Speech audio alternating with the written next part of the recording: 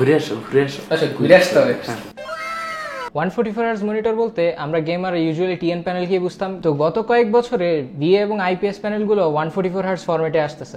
এতে ব্যাপারটা হচ্ছে কি আমরা গেমার্সরা আসলে কনফিউজ হয়ে যাচ্ছি যে টিএন প্যানেল নিব নাকি ভিএ প্যানেল নিব নাকি আইপিএস প্যানেলের গেমিং মনিটরকে আমরা অ্যাডাপ্ট করব। এই ক্ষেত্রে আসলে একটা কনফিউশন ক্রিয়েট হয়েই যাচ্ছে। তো লাকিলি আজকে স্টুডিওতে আমাদের দুটি মনিটর আছে ফ্রম আসুস। তো দুটি মনিটরই হচ্ছে আসুস টাফ VG24 সিরিজের মনিটরটি, এবং তার মধ্যে একটি হচ্ছে আইপিএস এবং অন্যটি হচ্ছে ভিএ প্যানেল। এই 24 ইঞ্চের মনিটরগুলো আসলে একটা সুইট স্পট বলা চলে গেমারদের জন্য, কারণ কেউ এখন বর্তমানে 22 ইঞ্চিতে ইউজুয়ালি গেমিং করে থাকে না, স্পেশালি 144 হার্জের ক্ষেত্রে। এবং যদি আপনি 27 ইঞ্চে যান তাহলে হচ্ছে যে দামটা অনেক গুণ বেড়ে যায়, তো সেটা অনেকের ক্ষেত্রে আসলে অ্যাফোর্ডেবল করা সম্ভব হয় না। এক হিসাবে এটা আসলে একটা সুইট স্পট যে 24 ইঞ্চে গেমিং করাটা, এবং সবাই আসলে এখন এটাই মানে 24 ইঞ্চটাকে একটা স্ট্যান্ডার্ড হিসেবে নিয়ে থাকতেছে। যেহেতু আগে বলছি, যেহেতু আমাদের কাছে একটা আইপিএস এবং একটা ভিএ প্যানেল আছে, তো কোনটা কোন প্যানেল এবং কোনটা কিনলে আসলে আপনার ক্ষেত্রে পারফেক্ট হবে সেটাই আজকে ডিসাইড করবো আজকে রিভিউতে। তো রিভিউতে আছে আমি অতুল, পার্ট টাইম গেমার এবং ফুল টাইম কামলা। ফিরছি ইন্ট্রোর পরে।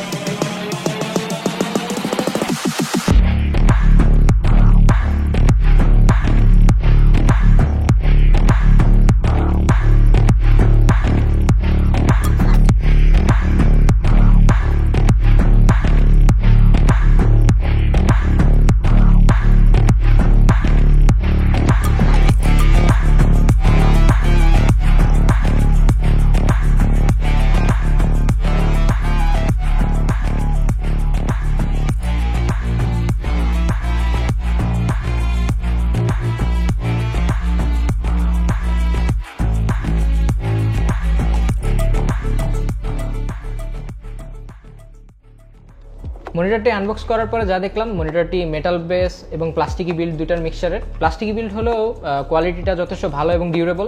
30,000-এর আশেপাশে যতগুলো মনিটর আছে তার মধ্যে এই মনিটরগুলোর design one of the best বলাই চলে, কারণ মনিটরগুলোর মধ্যে ডিউরেবল এবং টাফ একটা ডিজাইন সেন্স আছে। এমনিতে আমরা গেমার নর্মাল মনিটরগুলো একেবারে নিতেই পারি না, কারণ এই ধরনের গেমিং মনিটরের আশেপাশে নর্মাল মনিটরগুলো রাখলে একেবারে গরিবই দেখাবে। যে কোনো সেটআপের সাথে মনিটরটা সুন্দরভাবে মানিয়ে যাবে, তবে মনিটরটার মাঝে কিছু রেড অ্যাকশন দেখা যায়, যেটা খুব একটা আহামরি ব্যাপার না, বাট ইটস ওকে। দুটি মনিটরের একটি মডেল হচ্ছে আসুস VG249Q এবং অন্যটি হচ্ছে আসুস VG24VQ। তো দুটো মনিটরের মধ্যে একটি পার্থক্য হচ্ছে একটি ফ্ল্যাট আইপিএস প্যানেল এবং অন্যটি হচ্ছে curve VA panel. Flat IPS প্যানেলটি হচ্ছে 23.8 ইঞ্চের এবং কার্ভ ভিএ প্যানেলটি হচ্ছে 23.6 ইঞ্চের। বাকি ডিজাইন সেন্সে মনিটরগুলো প্রায় একই রকম এবং আইডেন্টিক্যাল বলা চলে, তবে কার্ভ মনিটরটার পিছনে একটু সুন্দর কার্ভ ডিজাইন আছে এবং ওভারঅল একটা বেটার ডিজাইন রিপ্রেজেন্ট করতেছে। কার্ভ মনিটরটা একটি 1500 আর কার্ভেচারের মনিটর। ইউজুয়ালি 1.5 মিটার ডিস্টেন্সে বসলে কার্ভ মনিটরটার একটি ফুল ভিউ পাওয়া যাবে, তবে 1500 আর কার্ভেচার বলতে গেলে তেমন একটা বিশাল কার্ভেচারও না, সো এটাকে ওইভাবে কার্ভ প্যানেলের সাথেও আসলে তুলনা করাটাও ঠিক হবে না, বাট এটা আলটিমেটলি একটা কার্ভ প্যানেলই। যেহেতু এটা এত বড় কার্ভেচারের মনিটর না, তো মাঝে মাঝে মনে হচ্ছিল যে আমি ফ্ল্যাট প্যানেলই ব্যবহার করতেছি। তবে স্পোর্টস প্লেয়ারদের ক্ষেত্রে স্পোর্টস প্লেয়াররা ইউজুয়ালি কার্ভ মনিটর থেকে ফ্ল্যাট মনিটরই বেশি প্রেফার করে থাকে। I will go for flat monitor যদি আমাকে পার্সোনালি কেউ এই দুটার মধ্যে একটি চয়েস করতে বলে। তবে অনেকেরই আবার কার্ভ মনিটর পছন্দ হতে পারে, এটা যার যার পার্সোনাল প্রেফারেন্স। দুটি মনিটরেরই বেজেল মিনিমাম, নিচের চিনে আসুসের ব্র্যান্ড লোগোটি ইউজ করা হয়েছে। ফ্ল্যাট প্যানেলের ক্ষেত্রে মনিটরটি নিচেই ওএসডি মেনু দেওয়া হয়েছে এবং অপরদিকে ভিএ প্যানেলটির ক্ষেত্রে মনিটরটির পিছনে ওএসডি বাটন সিস্টেম এবং জয়স্টিক সিস্টেম দুটি একটি হাইব্রিড মিক্সচার দেখা যায় ওএসডি সেটিংস কনফিগার করার জন্য। তো ওএসডি মেনুতে আসলে আলাদা করে কোনো সফটওয়্যার ইমপ্লিমেন্ট করতে বলে ভালো হতো, কারণ এখানে প্রচুর সেটিংস এবং প্রচুর অপশনস। এক্ষেত্রে যদি কোনো আলাদা সফটওয়্যার থাকতো তাহলে কনফিগার করাটা আরও বেশি কনভিনিয়েন্ট হতো। মনিটর আর্মটি usually out of the box pre mounted আসে, বাট মনিটরটা ওয়াল মাউন্টও করা যায়। মনিটর দুটোর মধ্যে একটি হাইলাইটিং ফিচার হচ্ছে মনিটরগুলো সব ধরনের অ্যাডজাস্টিং ফিচারগুলোই সাপোর্ট করে থাকে। হাইট, রোটেট, টিল্ট, পিভট, এই 4 ধরনের সবগুলো মনিটর অ্যাডজাস্টমেন্টই এই মনিটরগুলো সাপোর্ট করে থাকে। যেহেতু এই মনিটরগুলো সব ধরনের মনিটর অ্যাডজাস্টমেন্ট সাপোর্ট করে থাকে, সো সেকেন্ডারি মনিটর হিসেবে এই মনিটরগুলো ব্যবহার করাই যায়। তবে সেকেন্ডারি মনিটর হিসেবে যদি ইউজ করতেই হয় তাহলে ফ্ল্যাট প্যানেলটা ইউজ করার পরামর্শ রইল। কার্ভ মনিটরটা আসলে কে সেকেন্ডারি মনিটর হিসেবে ইউজ করবে সেটি আসলে আমিও চিন্তা করতে গেলে অবাক হয়ে যাই। তবে এই ফিচারটা দেওয়ার জন্য মনিটরের পিছনে কেবল অ্যাক্সেস করাটা আসলে সুবিধাজনক হয়ে থাকে মাঝে মাঝে। দুটো মনিটরের সাইড বাই সাইড স্পেসিফিকেশন ডিসপ্লেতে দেওয়া হলো। মন দিয়ে পড়তে চাইলে স্পেসিফিকেশনের লিঙ্ক ডেসক্রিপশন বক্সে দিয়ে দেওয়া থাকবে। রিভিউতে আসলে স্পেকশিট পরে সময় নষ্ট না করি, বরং পার্সোনাল এক্সপিরিয়েন্স থেকে কথাগুলো বলা যাক। আর যদি স্পেকশিট চেক করতে হয় তাহলে তার লিঙ্ক ডেসক্রিপশন বক্সে দিয়ে দেওয়া থাকবে, চাইলে চেক করে আসতে পারবেন। তবে স্পেকশিটের মধ্যে গুরুত্বপূর্ণ পয়েন্ট হলো মনিটরগুলো আসলে 72% NTSC কালার সাপোর্টেড, যেটা sRGB-তে কনভার্ট করলে 99% sRGB কালার সাপোর্টেড বলা যায়। আর ব্রাইটনেসের দিক থেকে VA প্যানেলটি 100 নিটস বেশি ব্রাইটনেস দিয়ে থাকতেছে এবং কন্ট্রাস্ট রেশিওটাও VA প্যানেলের বেশি, এই ক্ষেত্রে প্রায় 3 গুণ। সো একটা আইপিএসের ইউজুয়ালি যদি 1000:1 কন্ট্রাস্ট রেশিও হয়ে থাকে, তাহলে VA প্যানেলটির হচ্ছে 3000:1 এর কন্ট্রাস্ট রেশিওটা। দ্যাট মিনস হচ্ছে যে কালোগুলো আরও বেশি কালো দেখাবে এবং সাদাগুলোকে আরও বেশি সাদা দেখাবে। খেয়াল করলে দেখবেন দুইটা মনিটরই আসলে একই ওয়ালপেপার, কিন্তু কালারের ক্ষেত্রে একটা ডিফারেন্স আপনারা খালি চোখে এমনিই দেখতে পাচ্ছেন। প্রথমেই আমরা একটা ভুল অ্যাঙ্গেলে যাচ্ছিলাম যে কার্ভ প্যানেলের সাথে একটি ফ্ল্যাট প্যানেলের ইউজুয়ালি তেমন একটা কম্প্যারিজন আসলে হয় না, তাই আমরা এখানে প্যানেল টু প্যানেল কম্পেয়ার করতেছি। তো এখানে কার্ভ ভার্সেস ফ্ল্যাট প্যানেলের কোনো ধরনের কম্প্যারিজন হচ্ছে না। তো প্যানেল দুটির মধ্যে কম্প্যারিজন করার ক্ষেত্রে প্রথমে VA প্যানেলটির ব্যাপারে আসা যাক। VA প্যানেলটির কালারটা আসলে তেমন একটা রিচও না, তবে ওয়েল ব্যালেন্সড এবং যথেষ্ট ভালোভাবে ক্যালিব্রেট করা হয়েছে। এই ক্ষেত্রে দুটো মনিটরই sRGB সেটিংসে রাখা হয়েছে, বাকি সেটিংসও অলমোস্ট সিমিলার রাখা হয়েছে এবং ব্রাইটনেস ছিল ম্যাক্সিমাম। অন্যদিকে Asus VG249Q IPS প্যানেলটার কালার তেমন হাইলি অ্যাকুরেট বলবো না, তবে ওয়েল ব্যালেন্স বলা চলে। IPS প্যানেল হিসেবে কালারটা যথেষ্ট প্রমিজিং ছিল এবং যথেষ্ট ওয়েল ব্যালেন্স ছিল। কালার ক্যালিব্রেশন টুলটা না থাকার কারণে আসলে এক্স্যাক্ট নাম্বারটা দেখানো সম্ভব হচ্ছে না। যদি থেকে থাকতো তাহলে হাতে কলমে কিছু নাম্বারস দেখিয়ে দিয়ে বলে দিতে পারতাম এটা কতটুকু অ্যাকুরেট। সো ইউজার এক্সপিরিয়েন্স থেকে আসলে কথাগুলো বলা হচ্ছে, তো ব্যাপারটা মাথায় রাখবেন। VA প্যানেলটির কালার IPS প্যানেলটির মতো রিচ না, তবে কিছু ক্ষেত্রে সামান্য ফ্যাকাশে, সেটা আসলে ডিপ কালারের ক্ষেত্রে খেয়াল হবে এবং হোয়াইট আর গ্রে এর ক্ষেত্রে যখন হোয়াইট গ্রে বা ব্ল্যাক কালারের ক্ষেত্রে যখন সাইড বাই সাইড কম্প্যারিজন করতে পারবো, তখনই আসলে এর কালার অ্যাকুরেসিটাই আমরা বুঝতে পারবো যে VA এবং IPS প্যানেলের মধ্যে কতটুকু ডিফারেন্সটা আমরা দেখতে পাইতেছি। রেস্ট অফ দ্য কম্প্যারিজন করতে গেলে দুটো মনিটরে ব্ল্যাকলাইট ব্লিডিং টেস্ট করা হয়েছে। সো ব্ল্যাকলাইট ব্লিডিং টেস্ট যখন করতে পারলাম, তখন দেখলাম যে VA প্যানেলটি blacklight bleed usually IPS panel থেকে আসলে বেশি দিচ্ছে। IPS প্যানেলেও একটা ব্ল্যাকলাইট ব্লিড ছিল, বাট তেমন আহামরি ছিল না। ইভেন আমি পার্সোনালি যে ইউনিটটা ব্যবহার করতেছিলাম সেটারও আসলে একটা সামান্য ব্ল্যাকলাইট বিট ছিল। মনিটর রিভিউর ক্ষেত্রে আমরা ইউজুয়ালি বলেই থাকি যে IPS প্যানেলে ইউজুয়ালি ব্ল্যাকলাইট বিটটা হয়েই থাকে এবং এটা প্যানেল টু প্যানেল ভ্যারি করে। সো মনিটর কেনার ক্ষেত্রে এটা অবশ্যই চেক করে নেবেন যে কী পরিমাণ ব্যাকলাইট বিট হচ্ছে আপনার ক্ষেত্রে। যদিও এই ব্যাকলাইট ব্লিড ইস্যুটা আমার কাছে অত আহামরি মনেই হয় না IPS প্যানেলের ক্ষেত্রে। SDO মনিটর টেস্টে দুটি মনিটরের ডেড পিক্সেল টেস্ট করা হয়েছে এবং বিভিন্ন কালারের সাইড বাই সাইড একটা কম্প্যারিজন করা হয়েছে, ফুটেজে দেখতেই পাবেন। এছাড়াও ভিউইং অ্যাঙ্গেল টেস্ট করা হয়েছে, তবে VA প্যানেলটার একটা নির্দিষ্ট অ্যাঙ্গেল পরে একটু কালার শিফট হয়, যদিও দুইটা প্যানেলের ভিউইং অ্যাঙ্গেল আইডেন্টিক্যাল এবং একদমই কাছাকাছি। যেহেতু এটা একটা কার্ভ প্যানেল, সো বেস্ট এক্সপিরিয়েন্সটা পেতে হলে মনিটরের সেন্টারেই বসতে হবে। আরেকটা পার্থক্য হলো এই মনিটরের ইনপুট আউটপুট পোর্টে। তো ফুটেজে দেখতেই পাচ্ছেন যে মনিটর দুটির মধ্যে কী কী ইনপুট আউটপুট পোর্টগুলো দেওয়া হয়েছে। এবার আসতেছে ভিডিওর সবচেয়ে ইন্টারেস্টিং পার্ট, রেসপন্স টাইম। সামনের কতগুলো মিনিট আমরা রেসপন্স টাইম নিয়ে একটা বিশাল থিসিস করে ফেলবো, সবাই কাগজ কলম নিয়ে বসেন। রেসপন্স টাইম বললেই আসলে দুইটা টার্ম চলে আসে, একটা হচ্ছে গ্রে টু গ্রে আর একটা হচ্ছে MPRT। তো এই ব্যাপারটা আমি স্কিপ করে যেতেই পারতাম, কিন্তু রিসেন্টলি মার্কেটে রেসপন্স টাইম নিয়ে খুব একটা ওয়াইডলি মার্কেটিং চলে আসতেছে, আর এই ব্যাপারে আসলে ডিসকাস না করলেই না, তাই এই ব্যাপারটা আমরা আজকেই ক্লিয়ার করে ফেলবো। এখন রেসপন্স টাইম কী জিনিস এটি না বললে অনেকে বলবেন কী সব আবল তাবল বলা শুরু করছি। তো রেসপন্স টাইম যেটি হলো একটা পিক্সেল চেঞ্জের টাইমিংটাকে বোঝায়। আগে বলেছি রেসপন্স টাইমের দুইটি টার্ম আছে যেটা মার্কেটে ব্যবহার করা হচ্ছে, একটা হচ্ছে যে GTG এবং অন্যটি হচ্ছে MPRT। GTG হচ্ছে গ্রে টু গ্রে এবং MPRT হচ্ছে moving picture response time. Grey to grey সাধারণত বোঝায় একটা পিক্সেল দুইটা কালার চেঞ্জ করতে কতটা সময় নেয় তা, আর MPRT এর ক্ষেত্রে বোঝায় একটা পিক্সেল একটানা কতক্ষণ ধরে ভিজিবল থাকে। এই টেস্টটা অবশ্য একাধিক পিক্সেলের ক্ষেত্রেই করা হয়ে থাকে। বেশিরভাগ ক্ষেত্রেই গ্রে টু গ্রে হিসাব দেখানো হলেও বর্তমানে নন TN প্যানেলগুলোতে MPRT এর হিসাব দেখানো হচ্ছে। যদিও এক হিসাবে গ্রে টু গ্রে থেকে MPRT বেটার, কারণ MPRT গ্রে টু গ্রে থেকে স্লো। এর মূল কারণ হলো MPRT নির্ভর করে রিফ্রেশ সাইকেল এবং ফ্রেম টাইমের উপরে। এই ক্ষেত্রে MPRT মোশন ব্লারের একটা নির্দেশনাও দিয়ে থাকে, তবে তা নিয়ে পরে কথা বলছি।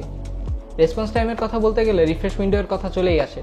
প্রতিটা ফ্রেম রেটের একটা নির্দিষ্ট রিফ্রেশ উইন্ডো থেকেই থাকে। রেসপন্স টাইম যেখানে শুধুমাত্র পিক্সেল চেঞ্জের সময়টাকে বোঝায়, রিফ্রেশ উইন্ডো সেখানে বোঝায় ওই পিক্সেলটা দুইটা কালার কতক্ষণ ধরে ভিজিবল থেকে দেন সুইচ করবে। এর মানে হলো total response time is equal to refresh window plus minimum response time বা পিক্সেল চেঞ্জিংয়ের যে মিনিমাম সময়টা নেয় ওইটা। এখন ধরেন আপনার মনিটর 60 হার্জের, তার মানে প্রতি সেকেন্ডে এটি দিবে 60 ফ্রেমস। তার মানে একটা নতুন ফ্রেম দেখাতে সময় নিবে 1 সেকেন্ডের 1/60তম সময়। একে মিলি সেকেন্ডে কনভার্ট করলে হিসাবটা হবে 16.67 মিলি সেকেন্ড।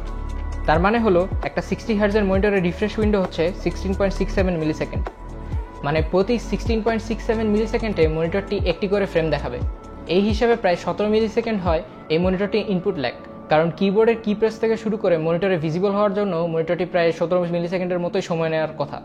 এভাবে বাকি রিফ্রেশ রেটের যে হিসাবটা আছে সেটা স্ক্রিনের এক কোণায় দিয়ে দেওয়া হবে, চাইলে পজ করে বাকি হিসাবগুলো দেখে নিতে পারেন। এই হিসাবে একটা 144 হার্টজের মনিটরের রিফ্রেশ উইন্ডো হচ্ছে 6.94 মিলি সেকেন্ড, তার মানে মনিটরটি প্রতি 6.94 মিলি সেকেন্ডে একটি করে ফ্রেম দেখাবে। তাহলে 1 মিলি সেকেন্ড রিফ্রেশ রেটের ব্যাপারটা কি হলো? আসলে মনিটরের 1 মিলি সেকেন্ড হলো তার পিক্সেল চেঞ্জের টাইম, বাকি 5.94 মিলি সেকেন্ড সেই পিক্সেলটি স্ট্যাটিক থাকবে, যাতে করে পিক্সেলটি ঠিকমতো মানুষের চোখে ভিজিবল হয়। তাহলে 1 মিলি সেকেন্ড রেসপন্স টাইম বলতে আসলেই কিছু নাই? না, আছে, কিন্তু সেই ক্ষেত্রে পিক্সেল অ্যাকুরেসিটা আসলে নষ্ট হবে। যখনই পিক্সেল অ্যাকুরেসিটা নষ্ট হবে তখনই মনিটরে ঘোস্টিং, ইনভার্স ঘোস্টিং বা করোনা ইফেক্টটা দেখা যাবে খালি চোখেই, যেটা আমরা LG 27GL850 মনিটরে ফাস্টেস্ট রেসপন্স টাইমে দেখেছি, যেটা ছিল প্রায় 1.72 মিলি সেকেন্ড।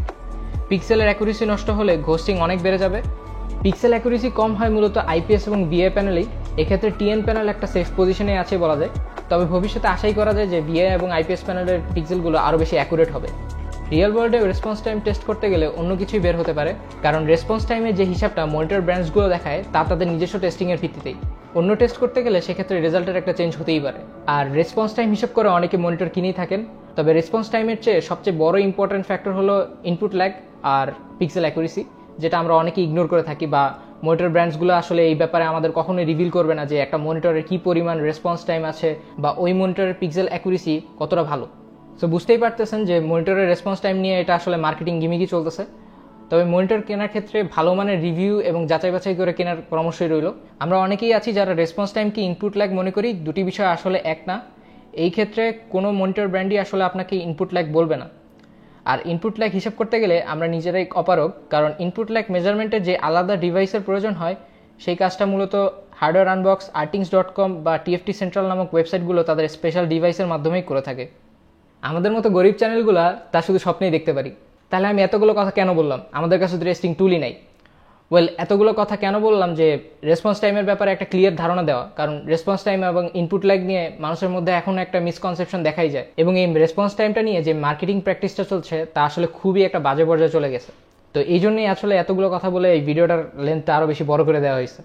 সুতরাং মনিটর কেনার ক্ষেত্রে রেসপন্স টাইম কনসিডার করবেন সবার লাস্টে। এবার আসা যাক ঘোস্টিং টেস্ট নিয়ে। আমি আগেই বলেছিলাম যে IPS এবং VA দুটি প্যানেলের পিক্সেল অ্যাকুরেসি কম হয়ে থাকে, তাই ঘোস্টিং ইস্যু দেখা যেতে পারে। এক্ষেত্রে স্লো মোশন ক্যামেরার মাধ্যমে দুটি মনিটরের ঘোস্টিং টেস্ট দেখানো হলো। যদিও এই মনিটরগুলোতে খুব একটা ঘোস্টিং নাই, কারণ মনিটরগুলোর রেসপন্স টাইম যথেষ্ট আছে। এর থেকে কমানো হলে ঘোস্টিং হয়তো অনেক বেশি হতো, তবে যতটুকু ঘোস্টিং আছে সেটা নিয়ে চিন্তা করবেন না। এই ঘোস্টিংয়েরও একটা সমাধান আছে, সেটি হলো ASUS eLMB। এই টাফ সিরিজের একটি অন্যতম হাইলাইটিং ফিচার হচ্ছে eLMB বা এক্সট্রিম লো মোশন ব্লার। যেহেতু আগেই বলেছিলাম MPRT এর মোশন ব্লারের নির্দেশনা দিয়ে থাকে, তাই UFO টেস্টের নর্মাল মোডে কিছুটা ইনভার্স ঘোস্টিং দেখা যাচ্ছিল, যেটা আমরা স্লো মোশন ক্যামেরাতেই দেখেছি। খালি চোখে এটি নাও ধরা পড়তে পারে, তবে মোশন ব্লারটা খুবই ইরিটেটিং লাগবে। এর সমাধানে ASUS তাদের eLMB ফিচারটি দিয়েছে, যা মনিটরের রিফ্রেশ রেট আর মোশনের উপর ভিত্তি করে একটা ব্যাকলাইট স্ট্রোবিং তৈরি করে। তবে এই ক্ষেত্রে এই স্ট্রোবিংটা ভার্টিক্যালি হয়ে থাকে, যা সাধারণ কোনো ক্যামেরাতেই ধরা পড়বে। এই ফিচারটি লো মোশন ব্লার কমানোর পাশাপাশি ইনভার্স ঘোস্টিং বা করোনা ইফেক্টকেও কমিয়ে দেয়, তাই মুভিং পিকচারটি দেখতে বেশি সুবিধা হয়। যাই হোক, এই ফিচারটি মোশন ব্লার সমস্যা ফিক্সড করলেও ফ্লিকারিং ইস্যুকে টেনে নিয়ে আসে। যদিও নর্মাল সেটিংসে মনিটরটি ফ্লিকার ফ্রি, তবে ইন্টারন্যাশনাল ফোরামে এবং কিছু জায়গায় আমি কমপ্লেন করতে দেখেছি যে অনেকেই এই eLMB ফিচারের জন্য ফ্লিকার টের পাচ্ছে, যা লং টাইম মনিটর ব্যবহারের ক্ষেত্রে চোখের জন্য আসলেই ক্ষতিকর।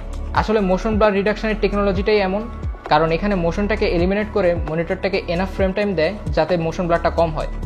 সেন্সিটিভ চোখের জন্য এই ফিচারটি ব্যবহার করা তেমন সুবিধার হবে না, সেই ক্ষেত্রে এই ফিচারটি ব্যবহার না করার পরামর্শই রইল। আমি পার্সোনালি eLMB ব্যবহার করি, কারণ ফ্লিকারিং থেকে আমার মোশন ব্লারটা খুবই ইরিটেটিং মনে হয়। ফাস্ট শুটিং গেমগুলোতে অবজেক্ট ট্র্যাকিং করতে আসলেই সুবিধা পেয়েছি। আশা করা যায় এই বিষয়টি আরও ইমপ্রুভ হবে, তবে ফিচারটি আসলেই কাজের। দুটি মনিটরই ফ্রিসিং ফিচার সাপোর্টেড, তবে এই রেঞ্জের G-Sync কম্প্যাটিবলের জন্য VG258Q মনিটরটি ভালো অপশন। তবে eLMB অ্যাক্টিভেট করলে ফ্রিসিং ফিচারটি তেমন কোনো কাজেই আসবে না, তাই আমার ক্ষেত্রে ফিচারটি তেমন দরকারও পড়ছে না। এছাড়া গেম ফাস্ট ইনপুট টেকনোলজি, 7 ধরনের গেম ভিজুয়াল মুড, যার মধ্যে sRGB মুডই মোস্টলি ব্যবহার করা হয়, শ্যাডো বুস্ট, 5 লেভেলের blue light filter, vivid pixel এসব ফিচার দেওয়া আছে। OSDর গেম প্লাস মুডে গেলে চিটিং করার জন্য crosshair, timer, FPS counter, display alignment for multiple display এসব ফিচার্সও দেওয়া আছে। মনিটর দুটোই ফিচারে ঠাসা, তবে এই ফিচারগুলো অনেকগুলো হয়তো ব্যবহার করা হবে না, তবে ফিচারগুলো দেওয়ার জন্য ধন্যবাদ আসুসকে। টাকা যখন দিচ্ছেনই কম নেবেন কেন।